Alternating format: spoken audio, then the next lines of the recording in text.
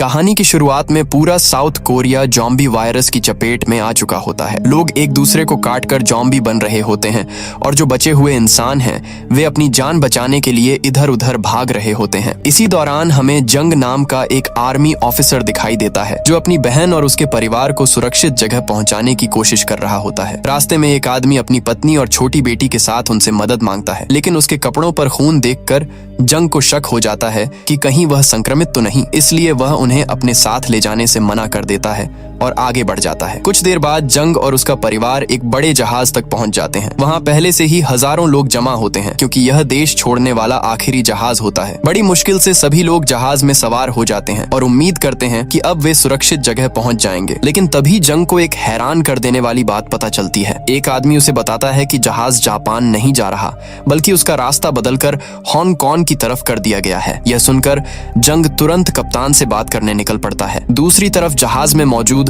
एक घायल आदमी पर किसी का ध्यान नहीं जाता, जबकि वह धीरे धीरे जॉम्बी में बदल रहा होता है। उसी समय एक छोटे बच्चे की गेंद उस घायल आदमी के पास चली जाती है। जैसे ही बच्चा गेंद लेने पहुंचता है, वह आदमी अचानक पूरी तरह जॉम्बी बन जाता है। देखते ही देखते जहाज में चीख पुकार मच जाती है। जॉम्बी लोगों पर टूट पड़ते हैं और जिसे काटते हैं वह भी कुछ ही सेकंड में जॉम्बी बन जाता है। इधर जंग कप्तान से सवाल कर ही रहा होता है कि एक क्रू मेंबर भागता हुआ आता है और बताता है कि नीचे के केबिन में जॉम्बी फैल चुके हैं। जंग तुरंत वहां पहुंचता है। रास्ते में एक जॉम्बी उस पर हमला करता है, लेकिन वह उसे गोली मारकर खत्म कर देता है। जब वह केबिन के अंदर जाता है तो उसका दिल दहल जाता है क्योंकि एक संक्रमित आदमी लगभग पूरे केबिन के लोगों को जॉम्बी बना चुका होता है। सबसे बड़ा झटका तब लगता है जब जंग देखता है कि उसकी बहन के बेटे को भी जॉम्बी ने काट लिया है। उसकी बहन अपने बेटे को सीने से लगाकर रो रही होती है, जबकि चारों तरफ जॉम्बी तेजी से बढ़ते चले आ रहे होते हैं। जंग अपनी बहन को बचाने की पूरी कोशिश करता है, लेकिन उसे भी जॉम्बी काट चुका होता है। मजबूर होकर जंग दरवाजा बंद कर देता है ताकि बाकी लोग बच सकें। चुलमिन अंदर जाकर उसे बचाना चाहता है, लेकिन जंग उसे रोक लेता है। आखिरकार जहाज किसी तरह हांगकांग पहुंच जाता है और जो लोग बचे होते हैं उनकी जान बच जाती है। इसके बाद कहानी सीधे 4 साल आगे बढ़ जाती है। अब जंग हांगकांग में एक साधारण और उदास जिंदगी जी रहा होता है। वह आज भी अपने परिवार के साथ हुई घटना को भूल नहीं पाया होता। एक दिन कुछ खतरनाक दिखने वाले गैंगस्टर उसके पास आते हैं। जंग को लगता है कि शायद वे उससे लड़ने आए हैं, लेकिन वे बताते हैं कि उनका बॉस उससे मिलना चाहता है। जंग उनके साथ उनके ठिकाने पर पहुंचता है। वहां जाकर वह हैरान रह जाता है क्योंकि उसे अपना जीजा चुलमिन भी वहीं दिखाई देता है। जंग उसे देखकर खुश हो जाता है और कहता है कि चलो यहाँ से मेरे साथ चलो, लेकिन चुलमिन उसकी बात मानने से इनकार कर देता है। तभी गैंग का बॉस वहां आता है और उन्हें एक खतरनाक मिशन के बारे में बताता है। वह कहता है कि कोरिया में आज भी करोड़ों रुपए और सोना यूं ही पड़ा हुआ है क्योंकि जॉम्बियों को पैसों की कोई जरूरत नहीं होती। फिर वह बताता है कि एक ट्रक पैसों से भरा हुआ अभी भी कोरिया में खड़ा है। वायरस फैलने से पहले वह ट्रक उनके हाथ लगने वाला था, लेकिन सब कुछ अचानक बिगड़ गया। बॉस जंग और चुलमिन से कहता है कि अगर वे उस ट्रक को वापस लेकर आ जाएं तो उन्हें बहुत बड़ा इनाम मिलेगा। यह सुनकर जंग सोच में पड़ जाता है। जंग जब पूछता है कि इतनी सख्त निगरानी के बीच वे कोरिया की सीमा कैसे पार करेंगे, तो गैंग का बॉस मुस्कुराते हुए कहता है कि इसकी चिंता करने की जरूरत नहीं है, उसने पहले ही कुछ अधिकारियों को पैसे देकर रास्ता साफ कर लिया है। गैंग का बॉस जंग और उसकी टीम को समझाता है कि उन्हें ज्यादा कुछ नहीं करना है। उसके आदमी उन्हें जहाज से कोरिया पहुंचाएंगे और वापस भी ले आएंगे। बस उन्हें जॉम्बियों से बचते हुए पैसों से भरा ट्रक समुद्र किनारे तक लाना होगा। बदले में मिलने वाली रकम सब में बराबर बांटी जाएगी। ये सुनकर बाकी लोग तुरंत तैयार हो जाते हैं, लेकिन जंग अब भी चुप रहता है। तभी चुलमिन जंग से कहता है कि अगर यह काम सफल हो गया तो उनकी जिंदगी बदल जाएगी। आखिरकार वह भी इस मिशन में जाने के लिए तैयार हो जाता है। इसके बाद 4 लोगों की एक टीम बनाई जाती है। जंग, चुलमिन, एक और आदमी और एक महिला इस खतरनाक मिशन पर निकलते हैं। गैंग के लोग उन्हें जहाज से कोरिया के किनारे तक पहुंचा देते हैं। वहां वे बताते हैं कि वे सिर्फ 3 दिन तक उनका इंतजार करेंगे। अगर टीम 3 दिन के अंदर वापस नहीं आई तो वे उन्हें छोड़कर चले जाएंगे। साथ ही उन्हें 2 सैटेलाइट फोन भी दिए जाते हैं ताकि ट्रक मिलने पर वे संपर्क कर सकें। रात के अंधेरे में चारों लोग किनारे पर उतरते हैं क्योंकि जॉम्बी अंधेरे में ठीक से देख नहीं सकते। कुछ दूर जाने पर उन्हें एक ऐसी कार मिल जाती है जो अभी भी चलने की हालत में होती है। वे तुरंत उसमें बैठकर ट्रक की तलाश में निकल पड़ते हैं। रास्ते में उन्हें एक ट्रक दिखाई देता है। जंग नीचे उतरकर उसका नंबर चेक करता है, लेकिन वह पैसों वाला ट्रक नहीं होता। तभी उसे पास की एक इमारत से अजीब अजीब आवाजें सुनाई देती हैं। जब वह अंदर झांक कर देखता है तो उसके होश उड़ जाते हैं क्योंकि वहां सैकड़ों जॉम्बी भरे पड़े होते हैं। वह तुरंत वापस कार में बैठ जाता है और सब लोग वहां से निकल जाते हैं। कुछ दूर जाने के बाद उन्हें एक और ट्रक मिलता है। इस बार जंग, चुलमिन और उनका साथी उतरकर जांच करते हैं। उन्हें पता चलता है कि यही वही ट्रक है जिसकी तलाश में वे यहाँ आए थे। ट्रक के अंदर डॉलर से भरे बैग पड़े होते हैं। इतने सारे पैसे देखकर सभी हैरान रह जाते हैं, लेकिन तभी पास में पड़ा ड्राइवर अचानक हिलने लगता है। वह असल में जॉम्बी बन चुका होता है और सीधे उन पर हमला कर देता है। जॉम्बी से लड़ते समय गलती से ट्रक का हॉर्न बज जाता है। तेज आवाज सुनकर आसपास के सभी जॉम्बी उनकी तरफ दौड़ पड़ते हैं। जंग किसी तरह चुलमिन को बचाता है और उस जॉम्बी को मार गिराता है, लेकिन तब तक बहुत देर हो चुकी होती है। चारों तरफ से जॉम्बियों की भीड़ आने लगती है। मजबूर होकर वे ट्रक स्टार्ट करते हैं और वहां से भाग निकलते हैं, जबकि पीछे हजारों जॉम्बी उनका पीछा कर रहे होते हैं। भागते समय अचानक कहीं से बहुत तेज फ्लड लाइट जल उठती है। रोशनी पड़ते ही जॉम्बी और ज्यादा पागल हो जाते हैं और ट्रक पर टूट पड़ते हैं। इसी अफरा तफरी में कई गाड़ियों की टक्कर हो जाती है। हादसा इतना भयानक होता है कि टीम की महिला सदस्य की मौके पर ही मौत हो जाती है। चुलमिन बुरी तरह घायल हो जाता है, जबकि जंग दूर जाकर गिरता है, लेकिन किसी तरह बच जाता है। अब जॉम्बी चुलमिन को घेरने लगते हैं। जंग उसे बचाने के लिए उठता है और गोलियां चलाने लगता है, लेकिन कुछ ही देर में उसकी बंदूक खाली हो जाती है। चुलमिन किसी तरह ट्रक के अंदर छुप जाता है, जबकि जंग चारों तरफ से जॉम्बियों में घिर जाता है। तभी अचानक एक तेज रफ्तार कार वहां आकर कई जॉम्बियों को कुचल देती है और जंग की जान बचा लेती है। कार के अंदर दो बहनें होती हैं। बड़ी बहन जून जंग को तुरंत अंदर खींच लेती है और बिजली की रफ्तार से गाड़ी दौड़ाने लगती है। उसे शहर की हर सड़क और हर मोड़ की जानकारी होती है। वह जॉम्बियों के बीच से रास्ता बनाती हुई आगे बढ़ती रहती है। कुछ देर बाद जंग बेहोश हो जाता है। जून उसे लेकर एक लंबी टनल तक पहुंचती है, लेकिन वहां दर्जनों जॉम्बी रास्ता रोके खड़े होते हैं। तभी उसकी छोटी बहन यूजिन एक रिमोट कंट्रोल वाली खिलौना कार निकालती है। उस कार में चमकदार लाइटें लगी होती हैं और वह उसे जॉम्बियों की तरफ भेज देती है, जिससे सारे जॉम्बियों का ध्यान उनकी असली गाड़ी से हट जाता है। इसके बाद जून तेजी से गाड़ी दौड़ाती है और जंग को अपने छुपे हुए ठिकाने पर ले आती है। उधर पैसों वाले ट्रक के पास अब भी बहुत सारे जॉम्बी जमा होते हैं। तभी एक बड़ा ट्रक वहां आता है, जिस पर तेज लाइटें लगी होती हैं। रोशनी देखते ही सारे जॉम्बी उसकी तरफ दौड़ पड़ते हैं। कुछ ही देर बाद कई और गाड़ियां वहां पहुंचती हैं। उनमें से हथियारबंद लोग बाहर निकलते हैं। ये असल में लुटेरों का एक गिरोह होता है, जो सोचता है कि ट्रक में खाने पीने का सामान होगा। जब वे ट्रक के पास पहुंचते हैं तो उन्हें जंग का साथी बुरी तरह घायल हालत में मिलता है। इसके बाद वे ट्रक को अपने साथ ले जाते हैं। उन्हें अभी तक पता नहीं होता कि उसके अंदर खाने का सामान नहीं, बल्कि डॉलर से भरे बैग रखे हैं। दूसरी तरफ जंग जब होश में आता है तो खुद को एक सुरक्षित जगह पर पाता है। वहाँ जून, यूजिन और उनके दादाजी रहते हैं। दादाजी बार बार पूछते हैं कि बैटरियां कहाँ हैं, क्योंकि उनका विश्वास होता है कि वे रेडियो के जरिए किसी मेजर जेन से संपर्क कर सकते हैं। इसी बीच जंग पूछता है कि वे लोग आखिर कौन हैं। जून थोड़ा गुस्से में जवाब देती है कि अगर उन्होंने उसे नहीं बचाया होता तो वह अब तक जॉम्बियों का खाना बन चुका होता। तभी उनकी माँ कमरे में आती है। जंग जैसे ही उसे देखता है वह हैरान रह जाता है। ये वही महिला होती है जिसने 4 साल पहले अपने पति और बेटी के साथ उससे मदद मांगी थी, लेकिन जंग उन्हें छोड़कर चला गया था। आज किस्मत का खेल देखिए, उसी महिला की बेटियों ने उसकी जान बचाई थी। महिला जंग को पहचान नहीं पाती, लेकिन कुछ देर बाद उसे पता चलता है कि जंग हांगकांग से आया है। ये सुनकर वह चौंक जाती है। दूसरी तरफ लुटेरे ट्रक को अपने अड्डे पर ले जाते हैं। वहाँ उन्हें ट्रक के अंदर छुपा हुआ चुलमिन मिल जाता है। वे उसे पकड़ लेते हैं ताकि बाकी लोगों पर अपना रौब जमा सकें। जब एक सैनिक ट्रक खोलकर देखता है तो उसकी आंखें फटी रह जाती हैं, क्योंकि अंदर खाने का सामान नहीं बल्कि डॉलर से भरे बैग होते हैं। वहीं जंग भी जून और उसके परिवार को सच बता देता है कि वह यहाँ किसी को बचाने नहीं बल्कि पैसों से भरा वही ट्रक लेने आया था। मिजंग जंग पर भड़क जाती है। वह गुस्से में कहती है कि पिछले 4 सालों में उन्हें बचाने कोई नहीं आया, लेकिन जैसे ही पैसों की बात हुई लोग तुरंत वापस कोरिया पहुंच गए। फिर वह जंग से पूछती है कि उसके बाकी साथी कहाँ हैं। जंग दुखी होकर कहता है कि शायद वे सब मर चुके हैं, लेकिन असलियत ये होती है कि चुलमिन अभी भी जिंदा था और लुटेरों के गिरोह ने उसे कैद कर रखा था। उधर यूनिट 631 का लीडर कैप्टन सीओ था। तभी प्राइवेट किम उसके पास पहुंचता है और बताता है कि उन्हें एक ऐसा ट्रक मिला है जो डॉलर से भरा हुआ है। ये सुनकर कैप्टन खुद जाकर ट्रक की जांच करता है। वहां उसे चुलमिन का गिरा हुआ सैटेलाइट फोन भी मिल जाता है। फोन चालू करने पर उसकी बात सीधे उन गैंगस्टरों से हो जाती है जो हांगकांग में उनका इंतजार कर रहे थे। गैंगस्टर कैप्टन सीओ से कहते हैं कि अगर वह ट्रक लेकर उनके पास पहुंच जाए तो वे उसे कोरिया से बाहर निकाल देंगे, साथ ही पैसों का आधा हिस्सा भी देंगे। यह सुनकर कैप्टन सीओ तुरंत तैयार हो जाता है, क्योंकि वह भी इस बर्बाद जगह से भागना चाहता था। लेकिन एक समस्या थी, हवांग नाम का खतरनाक आदमी वहाँ बहुत ताकतवर था। इसलिए कैप्टन सीओ प्राइवेट किम से कहता है कि उन्हें चुपचाप भागना होगा, वरना हवांग उन्हें जिंदा नहीं छोड़ेगा। दूसरी तरफ जंग भी मिजंग और उसके परिवार को सारी सच्चाई बता देता है। अब वे लोग भी समझ जाते हैं कि अगर उन्हें सैटेलाइट फोन और पैसों वाला ट्रक मिल जाए तो शायद वे भी इस नरक जैसी जगह से निकल सकते हैं। इसलिए सब मिलकर एक नया प्लान बनाते हैं। फैसला होता है कि रात के अंधेरे में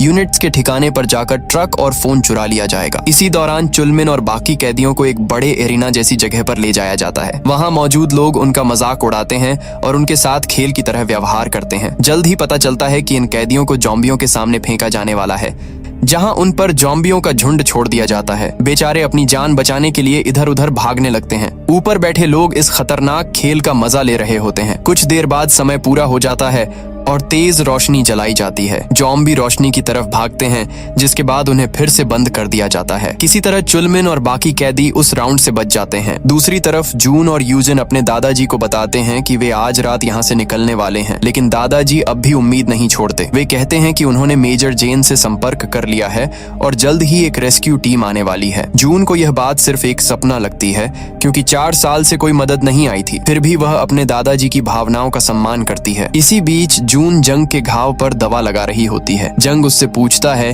कि उसने उसकी जान क्यों बचाई। तभी छोटी यूजिन हंसते हुए जवाब देती है कि उनके पापा हमेशा कहते थे कि कमजोर लोगों की मदद करनी चाहिए, और उसे जंग बहुत कमजोर दिखाई दिया था, इसलिए उन्होंने उसे बचा लिया। यह सुनकर जंग को अजीब सी शर्म महसूस होती है, क्योंकि कभी उसने इन्हीं लोगों की मदद करने से इनकार कर दिया था। उधर कैप्टन सीओ अपने साथी प्राइवेट किम से पूछता है कि हवांग का ध्यान कैसे भटकाया जाए। तभी उसके दिमाग में एक चालाक योजना आती है। दूसरी तरफ रात होते ही जंग, मिजंग और बाकी लोग अपनी कार लेकर यूनिट के ठिकाने की ओर निकल पड़ते हैं। वहां पहुंचकर मिजंग गाड़ी दूर रोकती है और कहती है कि अगर सूरज निकलने तक वे वापस न आए तो बाकी लोग बिना उनका इंतजार किए वहां से चले जाएं। मिजंग और जंग चुपके से अंदर घुसते हैं और ट्रक की तलाश शुरू कर देते हैं। थोड़ी देर बाद उन्हें पैसों वाला ट्रक दिखाई भी दे जाता है। उसी समय अंदर कैप्टन सीओ सभी लोगों को इकट्ठा करके घोषणा करता है कि हवांग जो ट्रक लाया है उसमें से बहुत सारा खाना मिला है, इसलिए आज रात सभी लोग पेट भरकर खाएंगे और नए खेल का मजा लेंगे। यह सुनकर वहां मौजूद लोग खुशी से चिल्लाने लगते हैं। लेकिन हवांग को कैप्टन का यह व्यवहार कुछ अजीब लगता है। उसके मन में शक पैदा होने लगता है कि जरूर कोई गड़बड़ है। इसी दौरान बाहर पहरा दे रहे कुछ लोग देखते हैं कि कई जॉम्बी उनकी तरफ बढ़ रहे हैं।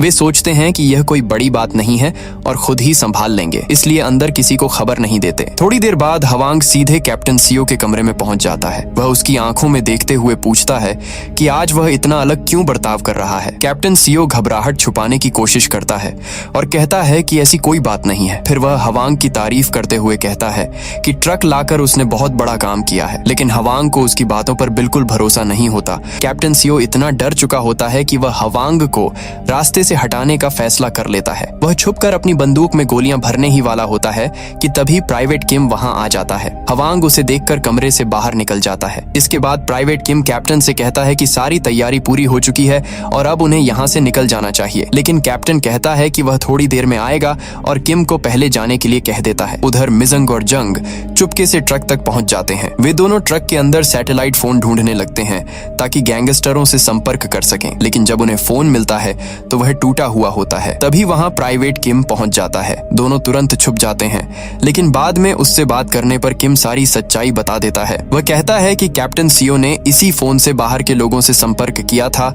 और अब वह यहाँ से भागने की योजना बना रहा है। प्राइवेट किम उनसे विनती करता है कि अगर वे यहाँ से निकलें तो उसे भी अपने साथ ले जाएं। तभी मिजंग उससे पूछती है कि दूसरा सैटेलाइट फोन कहाँ से आया। किम बताता है कि ट्रक में उन्हें एक आदमी जिंदा मिला था और वही फोन उसके पास था। ये सुनते ही जंग की आंखें खुल जाती हैं। उसे समझ आ जाता है कि चुलमिन अभी भी जिंदा है और कहीं न कहीं कैद में रखा गया है। इसी दौरान 2 सैनिक वहां आते हैं और प्राइवेट किम से कहते हैं कि एरिना में चल रहा नया गेम बहुत मजेदार हो गया है। वे बताते हैं कि एक नया कैदी काफी देर से ज़ॉम्बियों से बचता फिर रहा है, लेकिन किम उनके साथ जाने से मना कर देता है। जैसे ही वे दोनों चले जाते हैं, मिजंग जंग से कहती है कि वह तुरंत जाकर चुलमिन को बचाए। दूसरी तरफ वह खुद सैटेलाइट फोन का इंतजाम करने की कोशिश करेगी। अब जंग तेजी से एरिना की तरफ बढ़ता है। वहाँ भयानक नजारा होता है। ज़ॉम्बी कैदियों के पीछे दौड़ रहे होते हैं और लोग ऊपर बैठकर इस खतरनाक खेल का मजा ले रहे होते हैं। चुलमिन भी उन्हीं कैदियों में शामिल होता है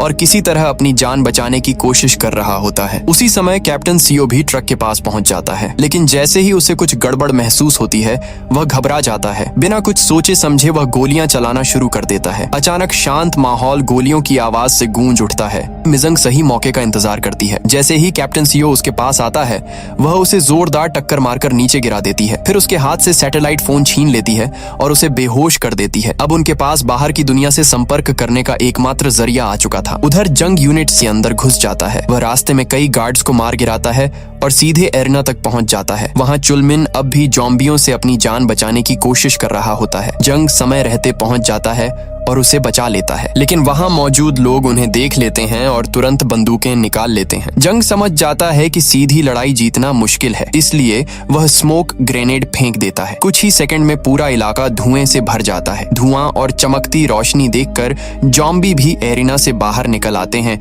और वहां मौजूद लोगों पर हमला करने लगते हैं। इस अफरा तफरी का फायदा उठाकर जंग और चुलमिन वहां से भागने लगते हैं। भागते समय उनके पीछे ज़ॉम्बी और हथियारबंद लोग दोनों लगे होते हैं। गोलियों की बारिश के बीच जंग की बंदूक हाथ से छूट जाती है। हालात बेहद खराब हो जाते हैं। तभी चुलमिन एक बंदूक उठा लेता है और दुश्मनों पर गोलियां चलाने लगता है। वह जंग को बचाने के लिए अपनी पूरी ताकत लगा देता है, लेकिन तभी सार्जेंट हवांग मौका देखकर चुलमिन को गोली मार देता है। चुलमिन बुरी तरह घायल होकर जमीन पर गिर जाता है। उसकी आखिरी कुर्बानी जंग की जान बचा देती है। अपने दोस्त को मरता देखकर जंग पूरी तरह टूट जाता है, लेकिन उसके पास रुकने का समय नहीं होता। मजबूरी में उसे चुलमिन को वहीं छोड़कर आगे बढ़ना पड़ता है। तभी मिजंग ट्रक लेकर वहां पहुंचती है और जंग तुरंत उसमें चढ़ जाता है। दोनों तेजी से वहां से निकल जाते हैं। पीछे यूनिट 6 और 31 में ज़ॉम्बी हवांग और उसके आदमियों पर टूट पड़ते हैं। कई लोग मारे जाते हैं, लेकिन कुछ किसी तरह गाड़ियों में बैठकर बच निकलते हैं। अब वे जंग और मिजंग का पीछा करने लगते हैं। इसी दौरान जून भी अपनी कार लेकर वहां पहुंच जाती है और दोनों गाड़ियां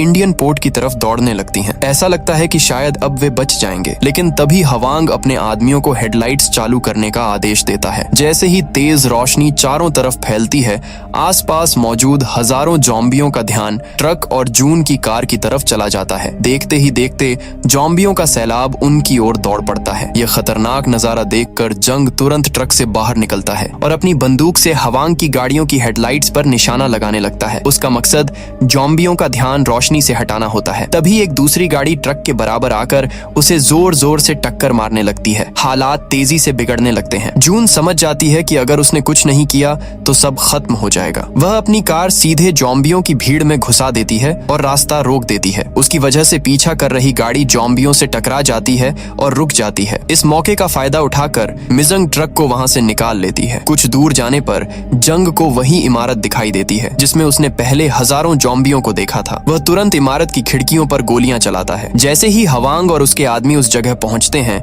गोलियों की आवाज सुनकर इमारत के अंदर छिपे ज़ॉम्बी बाहर निकल आते हैं। देखते ही देखते वे हवांग और उसके लोगों पर टूट पड़ते हैं। चारों तरफ चीख पुकार मच जाती है। इस चाल की वजह से जंग और उसके साथी आखिरकार हवांग के गिरोह से छुटकारा पाने में कामयाब हो जाते हैं। अब उनका रास्ता सीधे इंचन पोर्ट की तरफ खुल चुका था। रास्ते में मिजंग जंग को सैटेलाइट फोन देती है। जंग तुरंत गैंगस्टरों के लोगों को कॉल करता है और बताता है कि वे पैसों वाला ट्रक लेकर पोर्ट की तरफ आ रहे हैं। थोड़ी देर बाद सभी लोग इंचन पोर्ट पहुंच जाते हैं, लेकिन जैसे ही उन्हें लगता है कि सब ठीक हो गया है, तभी अचानक एक गाड़ी तेज रफ्तार से आकर जून की कार को टक्कर मार देती है। गाड़ी से कैप्टन सीओ बाहर निकलता है और जून को पकड़कर बंदूक उसकी गर्दन पर रख देता है। जून की जान खतरे में देखकर जंग और मिजंग मजबूर होकर अपने हथियार नीचे रख देते हैं। तभी छोटी यूजिन एक बार फिर अपनी रिमोट कंट्रोल कार निकालती है। वह कार चलाकर सीओ का ध्यान भटका देती है। इसी मौके का फायदा उठाकर जून खुद को छुड़ा लेती है, लेकिन गुस्से में सीओ गोली चला देता है। तभी उनके दादाजी बीच में आ जाते हैं और जून को बचाते हुए खुद गोली खा लेते हैं। ये देखकर सबके होश उड़ जाते हैं। दादाजी के घायल होते ही जंग और मिजंग फिर से हथियार उठा लेते हैं, लेकिन सीओ भागने से पहले मिजंग के पैर में भी गोली मार देता है। इसके बाद वह पैसों वाला ट्रक लेकर सीधे जहाज की तरफ भाग जाता है। उसे लगता है कि आखिरकार जीत उसी की होगी, लेकिन जहाज पर पहुंचते ही गैंगस्टरों के आदमी समझ जाते हैं कि यह उनका असली साथी नहीं है। वे बिना देर किए सीओ पर गोलियां चला देते हैं। मरते मरते भी सीओ आखिरी चाल चल देता है। वह ट्रक को रिवर्स गियर में डाल देता है, जिससे ट्रक जहाज से नीचे गिर जाता है और जहाज का बड़ा गेट खुला रह जाता है। यही उसकी सबसे बड़ी गलती साबित होती है। खुले गेट से जॉम्बियों का विशाल झुंड जहाज के अंदर घुस जाता है और कुछ ही मिनटों में गैंगस्टरों के सभी आदमी मारे जाते हैं। दूसरी तरफ जंग, जून, यूजिन और मिजंग दूर खड़े यह सब देख रहे होते हैं। उनका प्लान भी उसी जहाज के जरिए वहां से निकलने का था, लेकिन अब जहाज जॉम्बियों से भर चुका होता है। ऊपर से दादाजी भी गोली लगने की वजह से बुरी तरह घायल हो चुके होते हैं। ऐसा लगता है कि अब बचने का कोई रास्ता नहीं बचा। लेकिन तभी अचानक आसमान से एक रेस्क्यू टीम वहां पहुंच जाती है। मिजंग तुरंत समझ जाती है कि यही वह टीम है जिसके बारे में उसके दादाजी हमेशा बात करते थे। उसे एहसास होता है कि वे आखिरकार सही थे, लेकिन मिजंग खुद चल नहीं सकती थी क्योंकि उसके पैर में गोली लगी हुई थी। इसलिए वह जंग से कहती है कि इस बार उसकी बेटियों को अकेला मत छोड़ना और उन्हें सुरक्षित जगह तक जरूर पहुंचाना। जंग, जून और यूजिन को लेकर रेस्क्यू टीम की तरफ बढ़ने लगता है। तभी रास्ते में जॉम्बियों का झुंड उन पर हमला कर देता है। अपनी बेटियों को बचाने के लिए मिजंग एक गाड़ी में बैठ जाती है और उसका हॉर्न बजा देती है। तेज आवाज सुनकर सारे जॉम्बी उसकी तरफ दौड़ पड़ते हैं। इस तरह वह अपनी जान खतरे में डालकर अपनी बेटियों के लिए रास्ता साफ कर देती है। जून और यूजिन किसी तरह रेस्क्यू टीम तक पहुंच जाती है। वहां मौजूद कैप्टन उन्हें हेलीकॉप्टर में बैठाने की तैयारी करती है, लेकिन जून रोते हुए कहती है कि उसकी माँ अभी भी पीछे रह गई है और उसे भी बचाना होगा। कैप्टन साफ कह देती है कि इतनी बड़ी जॉम्बी भीड़ के बीच वापस जाना लगभग नामुमकिन है। ये सुनकर छोटी यूजिन गुस्से में आ जाती है और कहती है कि अगर उसकी माँ नहीं जाएगी तो वह भी यहाँ से नहीं जाएगी। दूर खड़ी मिजंग ये सब देख रही होती है। उसे लगता है कि उसकी वजह से उसकी बेटियां खुद को खतरे में डाल रही हैं। तभी जंग को चुलमिन की कही हुई बात याद आती है कि उसने कभी अपनी बहन को बचाने की पूरी कोशिश नहीं की थी। इस बार वह वही गलती दोहराना नहीं चाहता, इसलिए वह बिना सोचे समझे वापस दौड़ पड़ता है